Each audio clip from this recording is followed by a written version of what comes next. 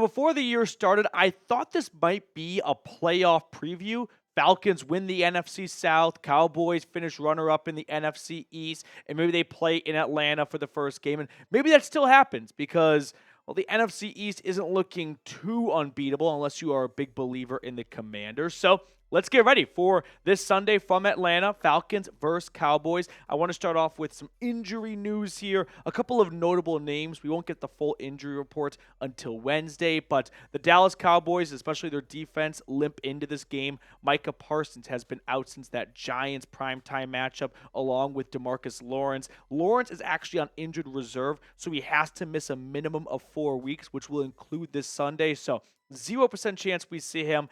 I don't think we're going to see Micah Parsons. And then Darnell Mooney, remember he set the NFL record for most pick sixes last year. He has been out this entire year after suffering a foot fracture before the season even started. They thought they might get him for the Niners game. They ultimately did not, so maybe he makes his debut in ATL. As for the Falcons, they are not nearly as banged up. Justin Simmons did miss the Tampa game with a hamstring injury. He was questionable going in. He tested it out before the game.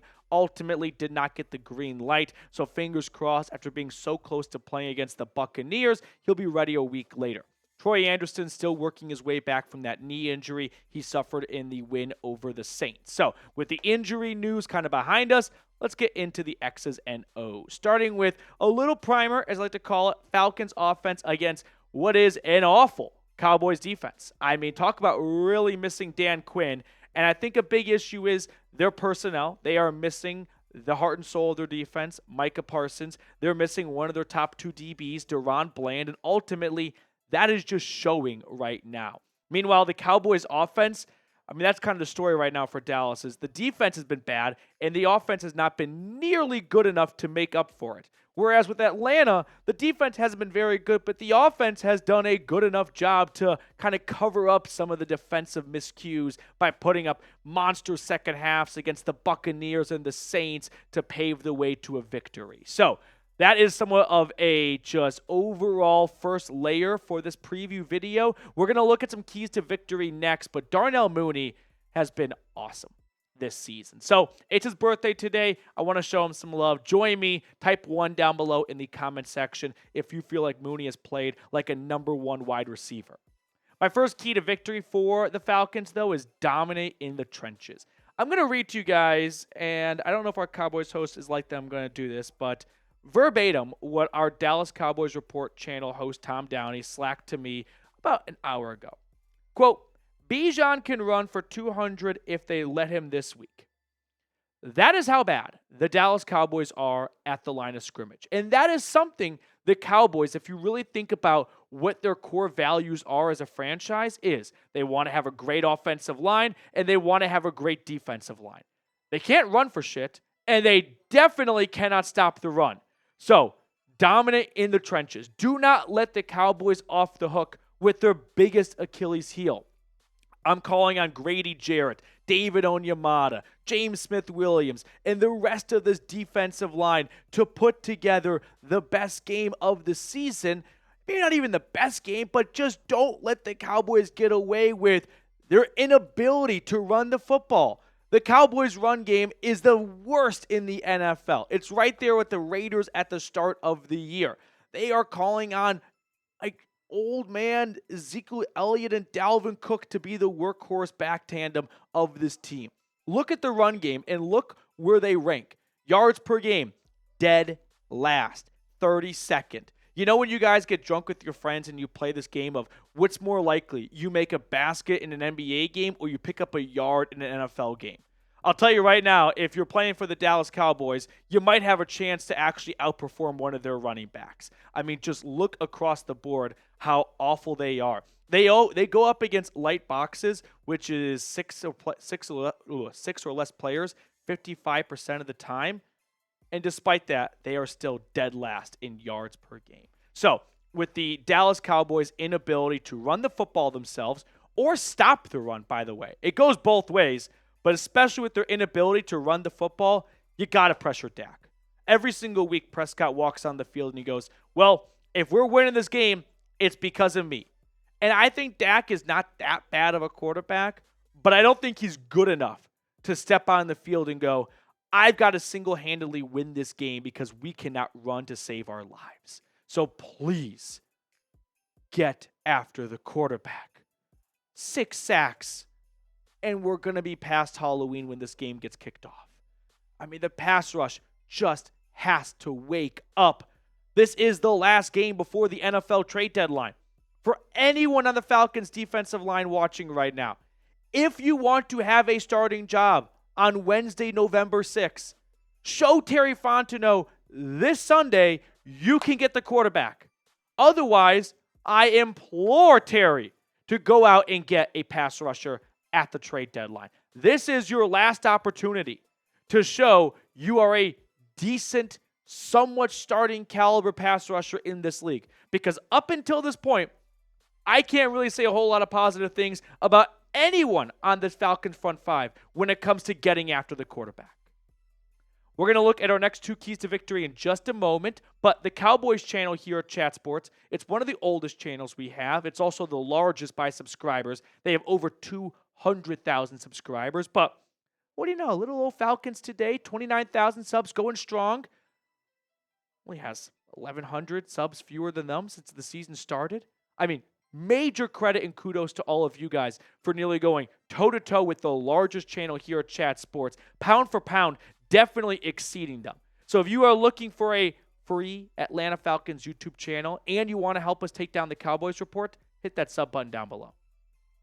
Second key to victory, I wanted Jesse Bates and Justin Simmons masterclass. Now, there's no guarantee that Justin Simmons plays in this game, but even without Simmons, Bates has shown us all of last year and this past week in Tampa Bay, he is perfectly capable of carrying the workload by himself. I mean, Bates this year, he's already up to 2 interceptions and 3 forced fumbles, 5 takeaways altogether. Now I need to see Simmons wake up a little bit. We had an interception against the Eagles earlier this year, back in week 2. It's been a little bit cold and dry since then. This would be a great week for Justin Simmons to kind of come to life, so to speak, because he is playing a quarterback who is probably having the worst year of their career, and that is Dak Prescott. Prescott, so far this year, already has 4 games with 2 interceptions. They are 1-3 in those games. Now, Dak, I think it was last year, 2 years ago, had a bunch of interceptions. And it was one of those years where majority, believe it or not, of those picks were not on Dak. There were more than one that went through receivers' hands and went right to the DB. Receiver ran the wrong route. Like, there were fair things you could blame on other players other than Dak for those picks. This year, it's on Dak. There is blood in the water. Prescott is not playing very well right now, and Jesse Bates and Justin Simmons, who have PhDs in takeaways since entering the league, have to make him pay for that, especially because they can't run the football, so you know they have to pass it. And who do you not want to pass against? These 2 safeties. I mean, Dak in his entire career is 7-16 when throwing multiple interceptions in a game. So, Bates and Simmons, and even Terrell, who's got 2 picks on the year after going 2 straight seasons without an interception. This is an excellent opportunity to go into a game where you know what Dallas is going to try and do. There is no doubt that they're not going to try and throw the football because they can't run it to save their lives. So it is there for the taking. Go out there and take it. Herb Brooks, right? CeeDee Lamb, I mean, even when he has great games, it's not a guarantee the Cowboys win. Go look at some of CeeDee Lamb's best games, like the Eagles game last year in Philly. That was a shootout. Lamb put up stupid numbers, and they still lost. Now, as a CeeDee Lamb fantasy owner, I wouldn't mind. I'm just kidding. But go out there and shut down Lamb and then truly make this an absolute ass-kicking start to finish. Can't you already kind of picture the storyline right now? The Cowboys go into the NFL trade deadline. What's the record? 3-4? Yeah. And they would be 3-5. Like, you could really light Jerry Jones's world on fire. And for the rest of us, it's simply just pure entertainment because he continues to go and run his mouth on the Sports Talk radio channel, 105.3 The Fan, the very next day. Now, today's show, by the way, was made possible thanks to our friends over at Prize Picks. Prize Picks is America's #1 daily fantasy sports app with over 10 million active members. All you do is pick more or less on 2 to 6 player stat projections and watch the winnings roll in.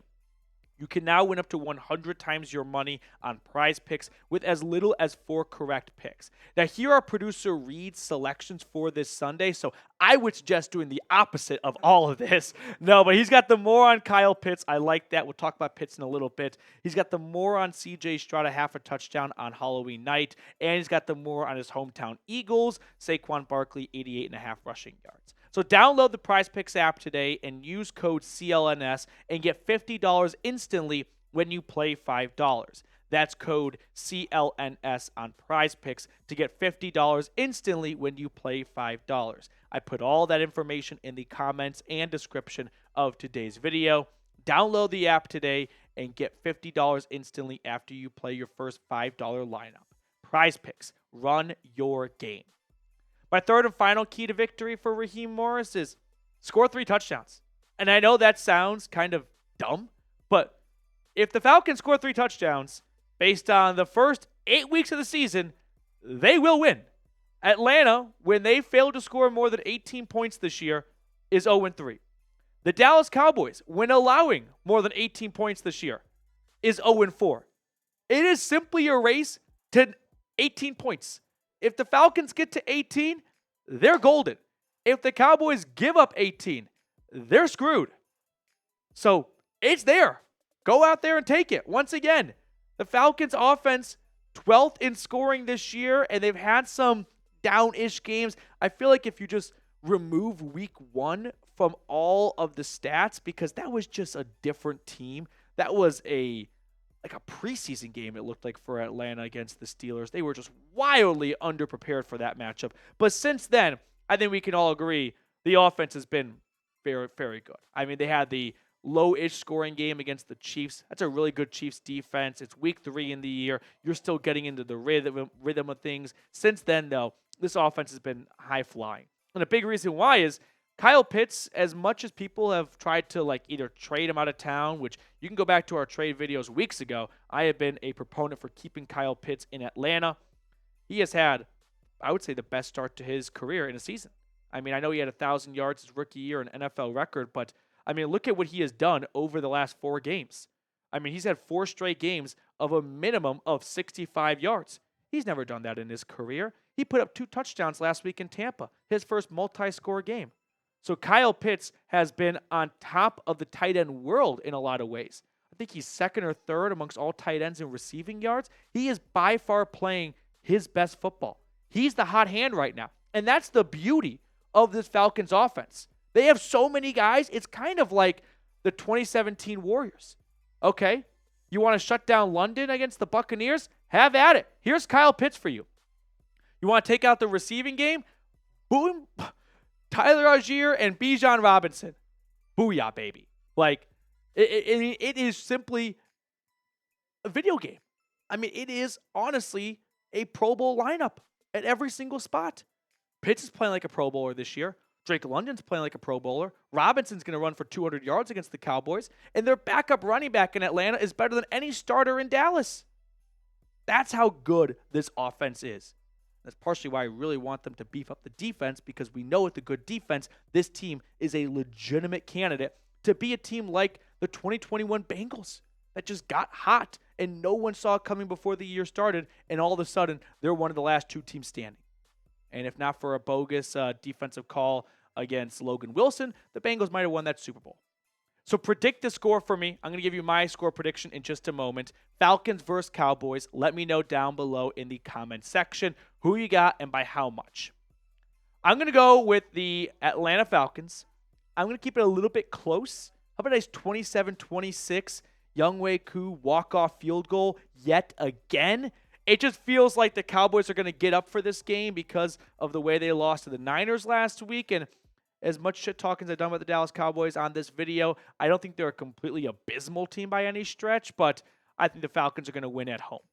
Before we sign off, I do want to give some shout-outs to the Dirty Birds Club. Jose Santana, Ken Ballard, Trey1222, Jason Lindino, Reese Atkins, Archangel, Angry Liquid, Jeebus H. Christ, Dictator JC, JT, Jordan C. Jonza, Ronan Tyrell, Lord Buddy Bear, and Bentley Lancaster ATL. Appreciate you guys for being such loyal and devout supporters of the channel. The watch parties are coming back soon. They're going to come back for the Saints game, so don't worry. We'll get those back and running again. Sorry about the little pause. It's just, simply put, a little bit of a staffing slash, the way the schedule works out. Sometimes there's too many games at one time slot, and there's not enough studio space to go around, and there's only one of me, so it can be a little bit difficult, but I promise the watch parties are coming back soon.